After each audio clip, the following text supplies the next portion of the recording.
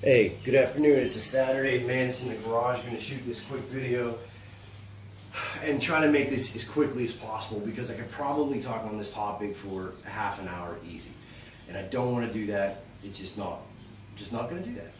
So, what do I want to share with you guys today? What I want to share with you is that when it comes to kettlebell work, there are limitations to kettlebell use.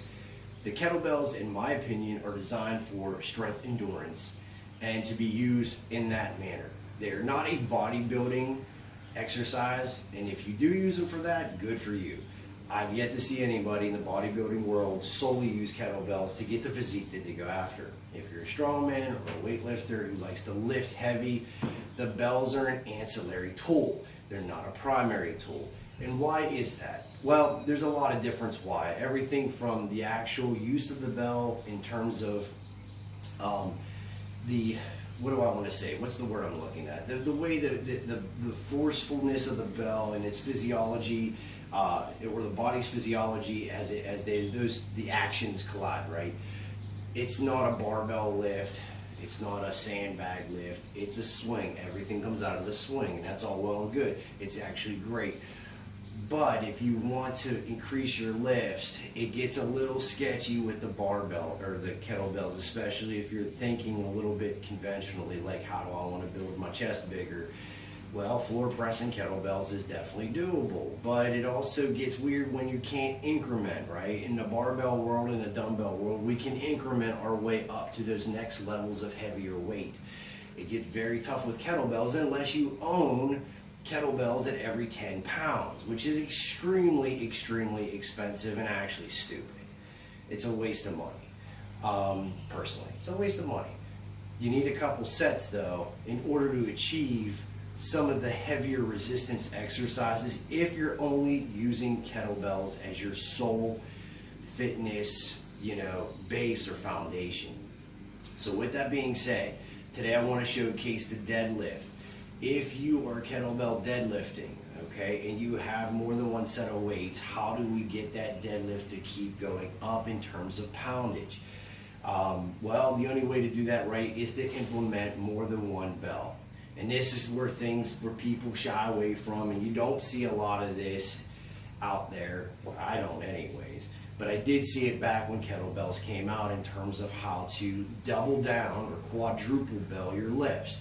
So if you're looking to increase your kettlebell deadlift, and that's what your primary, force multiplier is in the fitness world, then we've got to double down and go, like I said, quadruple. So if your standard deadlift with your kettlebells, and we'll do like the suitcase or the dead squat, all right, is like this, then we need to add to that.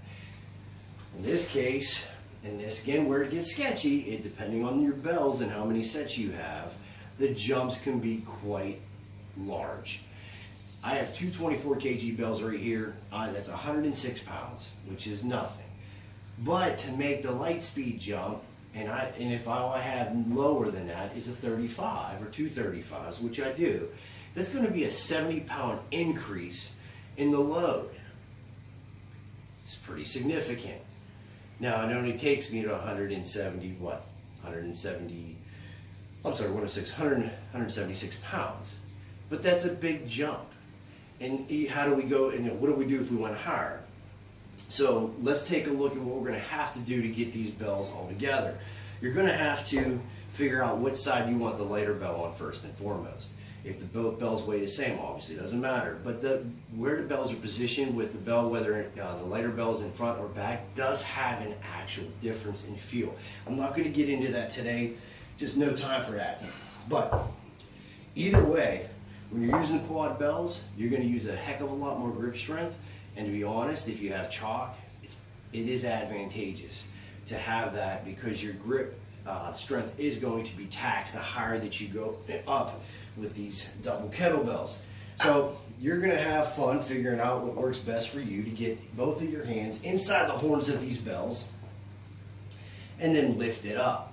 So once we do that, we're going to get off with it. And there's your 176 pound kettlebell deadlift.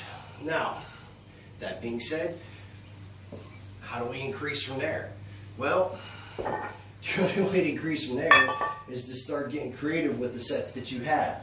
So if you have a set of 70s, which is 140, and say that's your base weight or base starting point, then you're going to add to that.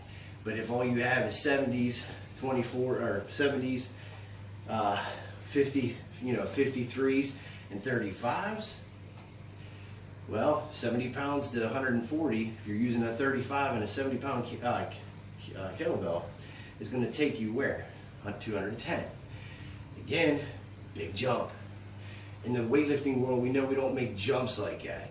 You know, most everybody makes incremental, up by 20, up by 30, and eventually, to the next level. This is where I would say things can get tough with the kettlebells. But again, if that's all you're using, you're going to have to make those jumps to light speed and start with the lower reps. One other tip I want to give you, if you are using kettlebells, double kettlebells or quads, and you don't like that grip handle, it's just maybe your hands aren't big enough, maybe you just can't get that weight into your hands for whatever reason, there is a solution to that. And it's a unique one. Go to Lowe's, go to a junkyard, go to Pap's old barn, get yourself a pipe, all right? A good hefty pipe. This one's been around for over 15 years and in a lot of use. Take that pipe, run it through your bell, the horn of your bell. And by doing so, you've just created basically a barbell lift or a pipe lift. And that's what we're going to use the kettlebell. Kettlebells will be our weights. The pipe doesn't weigh much, right? It's not like a barbell where it weighs 40 some pounds. It has no weight, so you're just lifting the weight of the belt. And if we're going to do that, whether you go overhand grip or switch grip, whatever, you can accomplish that. Now you will have bell movement.